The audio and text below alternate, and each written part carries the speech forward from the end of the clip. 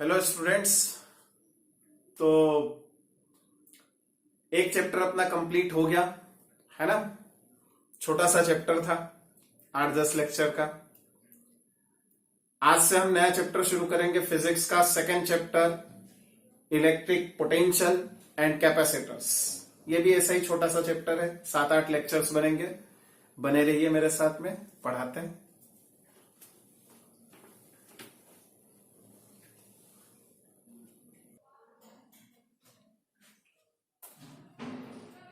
तो देखिए बेटा, चैप्टर का नाम ही इलेक्ट्रिक पोटेंशियल एंड कैपेसिटर्स है। तो सबसे पहले हम इलेक्ट्रिक पोटेंशियल को जानने के लिए कुछ टॉपिक्स देखेंगे। बहुत छोटा सा 2 मिनट का टाइम लूंगा और उसके बाद इलेक्ट्रिक पोटेंशियल। ध्यान से देखिए बेटा, इधर अगर मान लीजिए मेरे पास में ये इलेक्ट्रिक फील्ड है, क्लियर है। इलेक्ट्रिक फील्ड लाइन से इलेक्ट्रिक फील्ड इंटेंसिटी या इलेक्ट्रिक फील्ड को रिप्रेजेंट किया जाता है। यहां पर इलेक्ट्रिक फील्ड है और इस इलेक्ट्रिक फील्ड में ये चार्ज पार्टिकल को मैंने रखा। मान लीजिए ये Q0 चार्ज है, प्लस Q0 चार्ज है इस पर। अब आप सभी को पता है कि ये जो इलेक्ट्रिक फील्ड के अंदर चार्ज पार्टिकल को रखेंगे तो ये चार्ज पार्टिकल इस डायरेक्शन में फोर्स पाएगा। इस पर जो इलेक्ट्रोस्टैटिक फोर्स लगेगा वो इस डायरेक्शन में लगेगा। अच्छा, अगर मान लो मैं इसके अगेंस्ट, ये जो फोर्स लग रहा है ना, इसके अगेंस्ट अगर मैं इस डायरेक्शन में इसे मूवमेंट दूं, मान लो ये प्लस Q0 चार्ज था, ये इलेक्ट्रिक फील्ड है, इस डायरेक्शन में फोर्स लग रहा था। कौन सा फोर्स? Electric force. मैं इसे इस डायरेक्शन में मूवमेंट देना चाहूं, है ना। और मूवमेंट किस तरह से देना चाहूं? Without changing it's kinetic energy, पहली बात। या यूं समझ लीजिए, विदाउट चेंजिंग इट्स वेलोसिटी, कोई बात नहीं, और अच्छे तरीके से समझते हैं, विदाउट एनी एक्सेलरेशन। अगर मैं एक्सेलरेशन को जीरो रखकर इस डायरेक्शन में, यानी opposite to the applied electric field के अपोजिट डायरेक्शन में इसे मैं चलाना चाहूं, तो मुझे फोर्स कितना लगाना पड़ेगा? जो एक्सटर्नल एजेंसी फोर्स लगाएगी वो फोर्स कितना होगा मैग्नीट्यूड में वो फोर्स होगा Fe के इक्वल, यानी इलेक्ट्रिक फोर्स के इक्वल। अगर मैं इतना ही फोर्स लगाकर इसे चलाना चाहूं बहुत स्लोली, धीरे धीरे, तो ये चार्ज पार्टिकल इस डायरेक्शन में मूवमेंट करेगा। और अब अगर मैं वर्क डन कैलकुलेट करूं तो इस वर्क डन को मैं कैसे कैलकुलेट करूंगा? Work done dW is equal to minus Fe dot dl। ध्यान से समझने की कोशिश कीजिए, ये वर्क डन का फॉर्मूला बनेगा। मैं ऐसा क्यों बोल रहा हूं? क्योंकि देखिए इलेक्ट्रिक फील्ड की डायरेक्शन ये थी, है ना, ये इलेक्ट्रिक फील्ड की डायरेक्शन। इसकी डायरेक्शन में इतना फोर्स लग रहा है Fe, इसके अगेंस्ट मुझे वर्क करना है, मतलब इस डायरेक्शन में चलाना है। तो dl क्या है? इस डायरेक्शन में डिस्प्लेसमेंट dl। तो ध्यान से समझिए, ये फोर्स रहेगा। अच्छा सोचिए Fe कितना निकलेगा? Fe की वैल्यू क्या है? अगर मैं न्यूमेरिकल वैल्यू निकालूं तो Q डॉट वेक्टर E। अगर ऐसा है तो dW कितना आ जाएगा बेटा? Minus Q dot vector E dot dl। Clear बात? अच्छा, अगर सोचिए यहां से लेकर मुझे यहां तक एक फाइनाइट डिस्टेंस तक इंटीग्रेट करके क्या मैं वर्क डन कैलकुलेट कर सकता हूं? तो नेट वर्क डन कितना आएगा बेटा? W is equal to integration minus QE dl। याद रखिएगा, ये बेसिक फॉर्मूला है किसके लिए? आइए अब समझने की कोशिश करते हैं कि इलेक्ट्रिक पोटेंशियल क्या होता है। मान लीजिए मेरे पास में ये इलेक्ट्रिक फील्ड है जो किसी चार्ज ने जनरेट किया है या सिस्टम ऑफ चार्जेस ने जनरेट किया है, ये इलेक्ट्रिक फील्ड है। इस इलेक्ट्रिक फील्ड के किसी पॉइंट पर मुझे अगर पोटेंशियल कैलकुलेट करना है तो फील्ड के बाहर से यहां पर अगर मैं पहले से +1 कूलम चार्ज को कंसीडर करूं तो क्या यहां पर इलेक्ट्रिक फील्ड का बाउंड्री तो ये है, इसके बाहर तो इलेक्ट्रिक फील्ड है नहीं। इस चार्ज का, यहां जो चार्ज रखा है ना, सोर्स चार्ज, इस सोर्स चार्ज का इलेक्ट्रिक फील्ड इस बाउंड्री तक है। इसके आगे इसका इलेक्ट्रिक फील्ड ऑलमोस्ट जीरो हो जाता है। इसका मतलब इसका इन्फ्लुएंस इस +1 कूलम चार्ज पर नेग्लिजिबल। बस इसी कंडीशन को कहा जाता है इंफिनिटी। क्लियर है बात?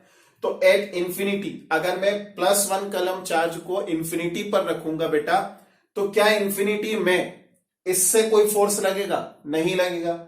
जब नहीं फोर्स लगेगा तो ये चार्ज मूवमेंट करने के लिए फ्री है। लेकिन अब अगर मैं इस चार्ज को +1 कूलम चार्ज को अंदर लेकर आऊं फील्ड के अंदर, तो फील्ड के अंदर लाने में मुझे कुछ वर्क करना पड़ेगा। बस जो वर्क करना पड़ेगा वही इलेक्ट्रिक पोटेंशियल है। क्लियर है बात? तो आइए डेफिनेशन लिख लेते हैं। तो बेटा डेफिनेशन क्या बनेगी हमारी? डेफिनेशन बनेगी the amount of work done to bring +1 coulomb charge from infinity to any point inside the electric field is called electric potential at that point. यानी इस पॉइंट पर इलेक्ट्रिक पोटेंशियल V से represent किया जाएगा। ये point P है और ये V कितना होगा बेटा? ये V होगा W के इक्वल। ये W क्या है? +1 कूलम चार्ज को इंफिनिटी से P पॉइंट तक लाने में किया गया वर्क। क्लियर है बात? आगे यहां तक समझ में? अच्छा, अगर थोड़ी देर के लिए मान लीजिए यहां पर +1 कूलम चार्ज की जगह +Q0 चार्ज है, तो +Q0 चार्ज को यहां तक लाने में जो वर्क करना पड़ेगा वो वर्क अगर मान लीजिए W है, +Q0 चार्ज को यहां तक लाने में वर्क, तो क्या करना पड़ेगा? अगर पोटेंशियल निकालना है तो Q0 चार्ज से डिवाइड कर दो। ये किसके इक्वल आ जाएगा? +1 कूलम चार्ज के वर्क डन के इक्वल आएगा। इंप्लाइज करके मैं क्या लिख सकता हूं? इंप्लाइज में ये लिख सकता हूं V is equal to W/Q0। अगर मैं इस WQ को +Q को W से रिप्रेजेंट करूं तो ध्यान से देखिए मैंने क्या किया। सीधी सी बात है, अगर मान लीजिए मेरे पास में 10 किलोग्राम का एक ऑब्जेक्ट है, उस 10 किलोग्राम के एक ऑब्जेक्ट को किसी स्थान से दूसरे स्थान तक ले जाने में जो वर्क करना पड़ता है मुझे, वो वर्क करना पड़ता है 100 जूल। क्लियर? तो 1 किलोग्राम के ऑब्जेक्ट को उसी दो बिंदुओं के बीच में या दो स्थान के लिए कितना वर्क करना पड़ेगा बेटा? 10 जूल। 100 जूल था, 10 से डिवाइड कर दीजिए, पर केजी कितना आएगा? ठीक इसी तरीके से सोचिए, +Q0 चार्ज को यहां से यहां तक लाने में वर्क करना पड़ा W। तो Q0 चार्ज को अगर मैं +1 बनाना चाहूं, यानी इस वर्क को पर यूनिट चार्ज निकालना चाहूं, तो ये निकलेगा। तो V is equal to W/Q0। ये फॉर्मूला बन गया। क्लियर है बात? आगे यहां तक समझ में? तो ध्यान से देखिए, यहां से हम इसकी SI यूनिट देखते हैं। SI unit of electric potential. ध्यान से देखिए SI यूनिट क्या बनेगी। SI यूनिट को समझने के लिए आप इस तरह से समझिए कि वर्क की SI यूनिट क्या होगी बेटा? जूल। कूलम के लिए, चार्ज के लिए SI यूनिट कूलम, तो जूल पर कूलम। क्लियर? और क्या लिख सकते हैं? वोल्ट। याद रखिएगा इससे, जूल पर कूलम या वोल्ट। आ गया समझ में? कॉपी कर लीजिए।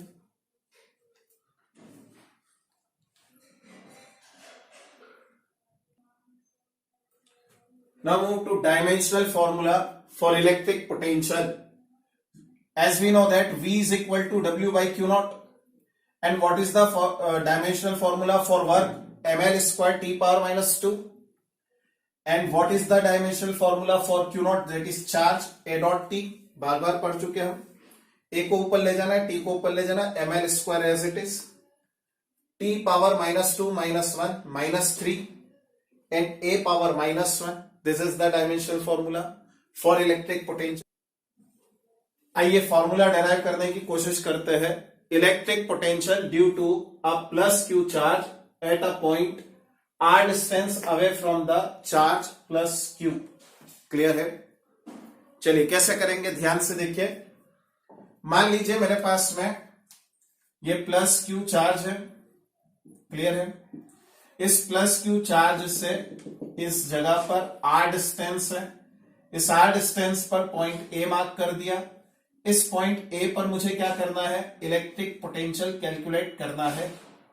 इसके लिए मैंने क्या किया, यहां से कुछ डिस्टेंस पर, यहां पर +Q चार्ज से x डिस्टेंस पर एक पॉइंट मार्क किया P, और इस P पॉइंट पर +1 कूलम चार्ज रखा। इस +1 कूलम चार्ज पर इस +Q चार्ज से लगने वाला जो इलेक्ट्रिक फोर्स होगा वो कहां होगा, कितना होगा?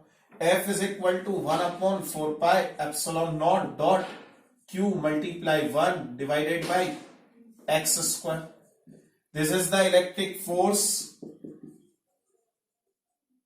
On +1 coulomb charge. क्लियर है बात?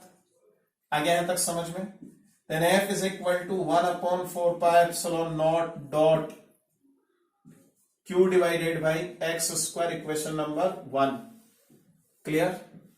अब आप इसे और अच्छे से समझने की कोशिश कीजिए, ध्यान से देखिए। ये तो आ गया हमारे पास में फोर्स। अब हमें क्या करना है, इस फोर्स के अगेंस्ट इस चार्ज को इस डायरेक्शन में मूवमेंट देना है।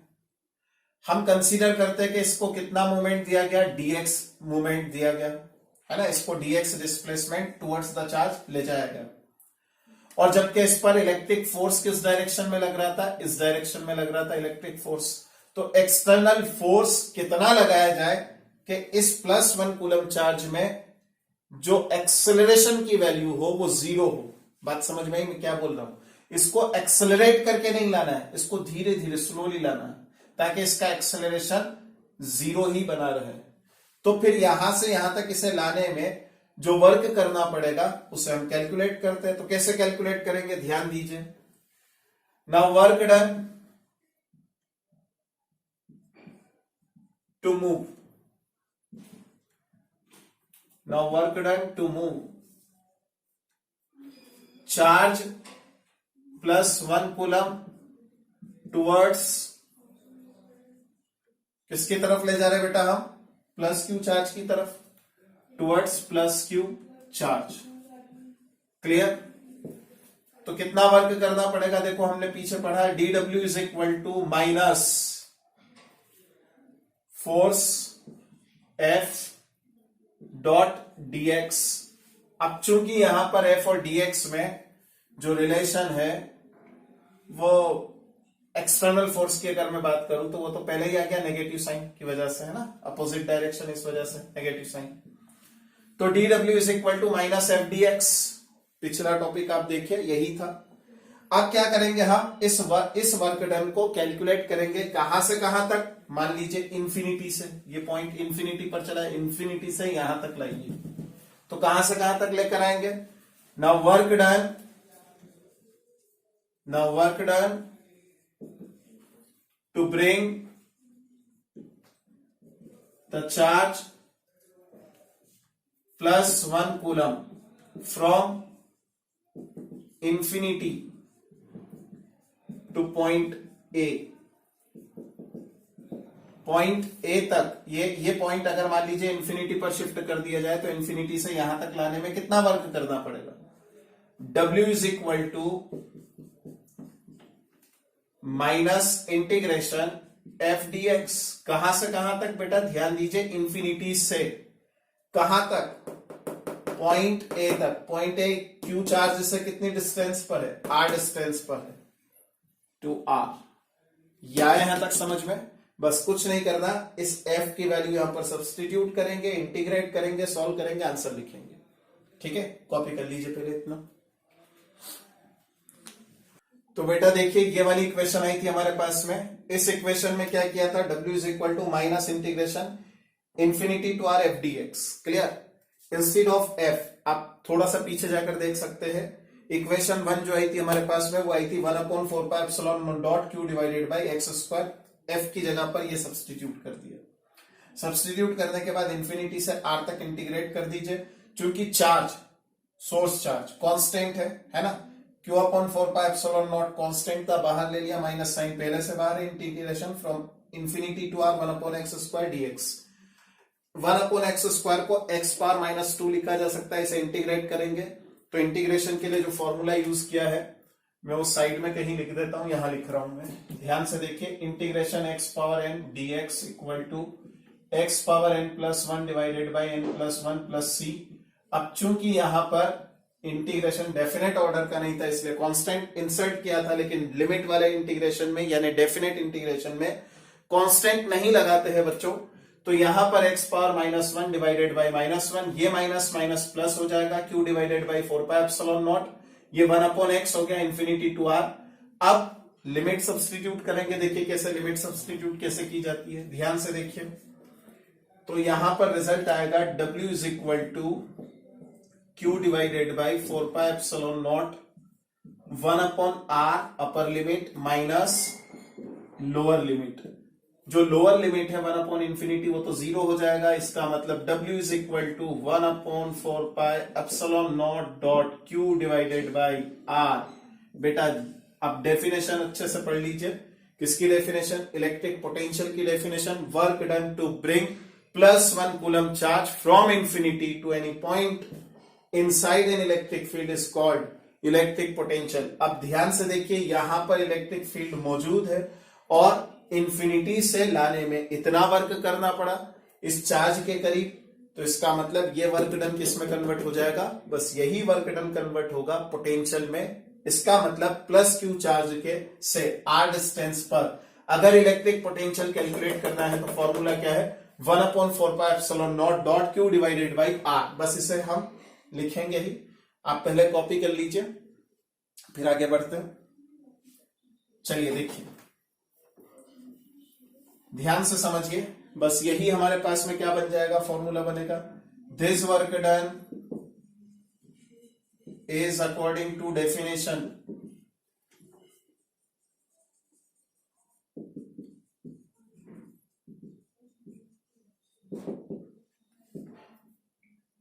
will be electric potential, है ना? यही इलेक्ट्रिक पोटेंशियल रहेगा। तो V is equal to 1 upon 4 pi epsilon naught dot Q divided by R। This is the electric potential. आया यहां तक समझ में? कॉपी कर लीजिए।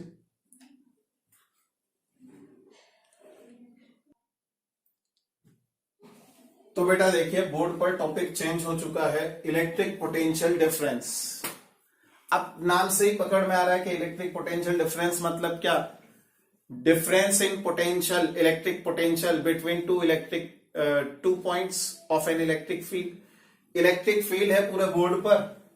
मान लीजिए यहां पर पोटेंशियल V1 है और यहां पोटेंशियल V2 है due to this charge Q। इस चार्ज Q के कारण V1 और V2 दो पोटेंशियल है, तो पोटेंशियल डिफरेंस क्या होगा बेटा? इन दोनों का difference. Clear? V2 minus V1, this is the potential difference. आया समझ में बेटा? बस यही हमें पढ़ना है। इसी को क्या कहा जाता है? Electric potential difference. एक और डेफिनेशन सिंपल सी जो स्कूल में पढ़ाई जाती है, गलत नहीं है, सही है, वो डेफिनेशन भी पढ़ लीजिए, मैं समझाता हूं। Work done to amount of work done to shift +1 coulomb charge from one point to another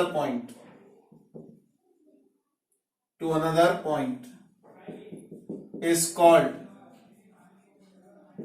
electric potential difference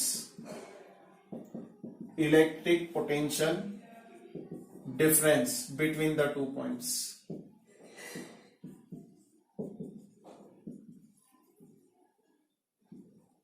clear? ये भी एक डेफिनेशन बन सकती है। मैंने एक सिंपल तरीके से डेफिनेशन निकालना सिखा दिया आपको। आइए इलेक्ट्रिक पोटेंशियल डिफरेंस का फॉर्मूला समझने की कोशिश करते हैं। मान लीजिए V1 पर पोटेंशियल जो है, मान लीजिए हमारे पास में ये चार्ज है, ये Q चार्ज है +Q चार्ज। यहां पर ये पहला पॉइंट है, मान लीजिए इस पर पोटेंशियल V1 है और यहां पर दूसरा पॉइंट है V2 है।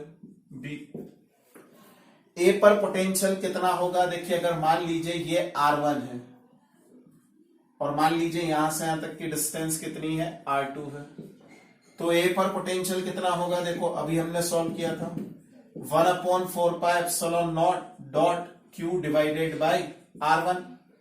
बी पर पोटेंशियल कितना होगा? 1 upon 4 pi epsilon naught dot Q divided by R2। Basic definition मैंने आपको क्या बताई? इन दोनों का जो पोटेंशियल है उसका डिफरेंस निकाल दीजिए, पोटेंशियल डिफरेंस आ जाएगा। डेफिनेशन वैसे ये वाली भी है ना? आइए इससे हम पोटेंशियल डिफरेंस कैलकुलेट करने की कोशिश करते हैं। तो ध्यान से देखिए क्या रहेगा पोटेंशियल डिफरेंस। सिंपल तरीके से इन दोनों का डिफरेंस निकाल लीजिए। Delta V is equal to 1/4πε0 dot, देखिए Q भी बाहर, अंदर क्या बचेगा 1/R1, ये 1/R1 minus 1/R2, this is the potential difference. Clear है, आ गया समझ में? अच्छा बताइए R1 छोटा है या R2? बोर्ड पर देखिए, R1 छोटा है, R2 बड़ा है, R2 बड़ा, R1 छोटा है। अगर मैं इस वाले को दोनों का रेसिप्रोकल करूं तो 1/R1 is greater than 1/R2, इसका मतलब ये ग्रेटर देन 0 है। आया समझ में? अगर ये ग्रेटर देन 0 है तो V1 is greater than V2। Clear? इस डायरेक्शन में आगे बढ़ने पर पोटेंशियल इंक्रीज हो रहा है, बात समझ में आई? फिर से समझिए, इस डायरेक्शन में आगे बढ़ने पर पोटेंशियल इंक्रीज हो रहा है। क्लियर?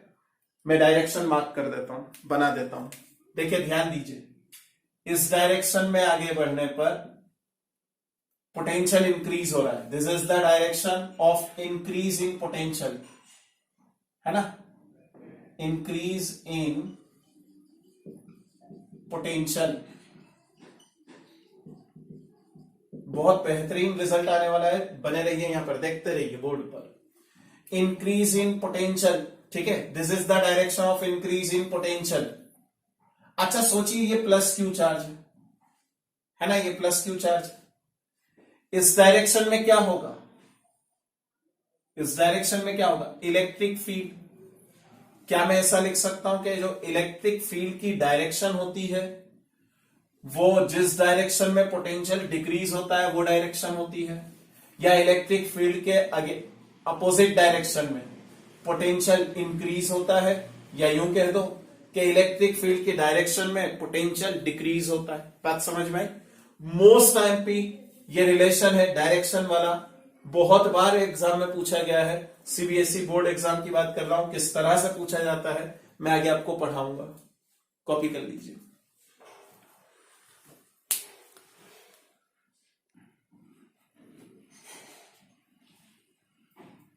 अब आप में से कोई बच्चा ये भी सोच रहा होगा कि सर ये तो सारी चीजें आपने सोर्स चार्ज को प्लस क्यू लेकर समझा दिया, अगर प्लस क्यू चार्ज की जगह माइनस क्यू चार्ज आ जाए तो जो आपने डायरेक्शन का रिलेशन बताया कि इंक्रीजिंग ऑर्डर में अगर हम चले पोटेंशियल के तो अपोजिट डायरेक्शन होगी इलेक्ट्रिक फील्ड के, या इलेक्ट्रिक फील्ड की डायरेक्शन में अगर हम चले तो वो अपोजिट डायरेक्शन होगी डिक्रीजिंग ऑर्डर ऑफ पोटेंशियल। तो क्या माइनस साइन के लिए भी ये काबिज रहेगा रूल? तो आइए समझ लेते हैं। मान लीजिए माइनस क्यू चार्ज है यहां पर, और यहां से अगर मैं यहां पर इस पॉइंट आर पर इलेक्ट्रिक पोटेंशियल कैलकुलेट करूं, कहां पर? पॉइंट ए पर, तो बताइए यहां पर पोटेंशियल कितना होगा? पूरी मेथड आपके सामने है, उसी मेथड का यूज करके आप समझ सकते हैं कि यहां जो पोटेंशियल आएगा बेटा इलेक्ट्रिक पोटेंशियल, वो पूरा इलेक्ट्रिक पोटेंशियल जब कैलकुलेट करेंगे तो माइनस चार्ज के लिए -1/4πε0 dot Q divided by R आता है, जबकि अभी पॉजिटिव चार्ज के लिए कितना आया था? पॉजिटिव आया था। नेगेटिव चार्ज के लिए क्या आया? माइनस आया। क्लियर है? आप करके देख सकते हैं, पूरा डेरिवेशन जो आपको पढ़ाया गया है वो आप एक और बार इत्मीनान से करके देख लीजिए, यही आना है आंसर। आ गया है तक समझ में?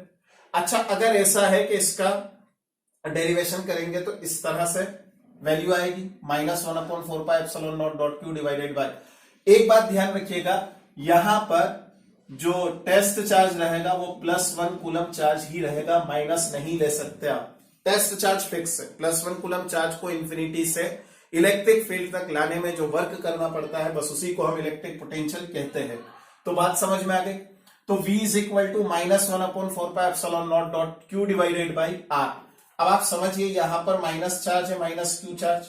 अब यहां पर मैं पॉइंट ए मार्क कर देता हूं, पॉइंट बी यहां पर मार्क कर देता हूं, ये डिस्टेंस आर हो गई, है ना, ये R1 हो गई, और ये डिस्टेंस R2 हो गई।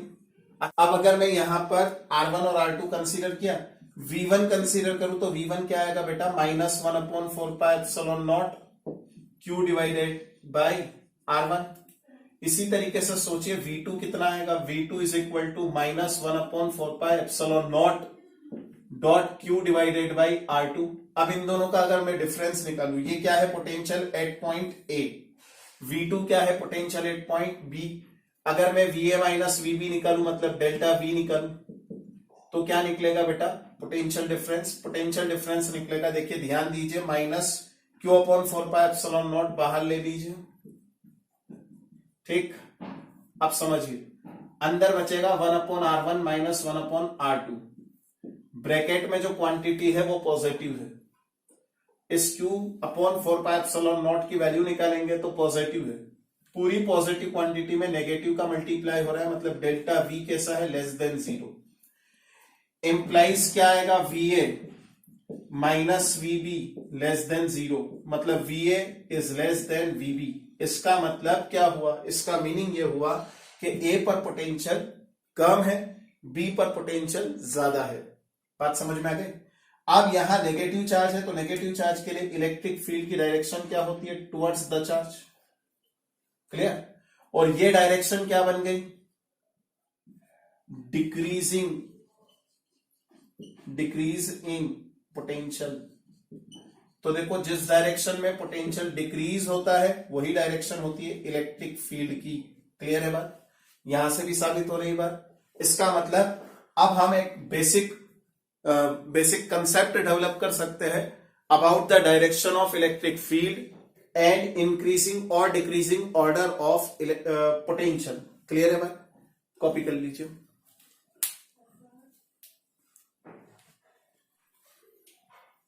देखिए कुछ कंसेप्ट यहां पर डेवलप हो चुके हमारे। Electric potential decreases along the direction of electric field. Electric field की जो डायरेक्शन होती है उसी डायरेक्शन में अगर हम बात करें तो पोटेंशियल डिक्रीज होता है बेटा, क्लियर है बात। आगे यहां तक समझ में। The value of electric potential due to positive charge positive source charge is positive. अगर पॉजिटिव सोर्स चार्ज से हम इलेक्ट्रिक पोटेंशियल निकालेंगे तो पॉजिटिव, नेगेटिव सोर्स चार्ज से अगर हम इलेक्ट्रिक पोटेंशियल निकालेंगे तो नेगेटिव। ये बेसिक कंसेप्ट हमारे डेवलप हो चुके हैं। अगला जो लेक्चर रहेगा उस लेक्चर में मैं आपको यहां तक के प्रॉब्लम्स भी सॉल्व कराऊंगा और अगले टॉपिक की भी बात करेंगे। Thank you.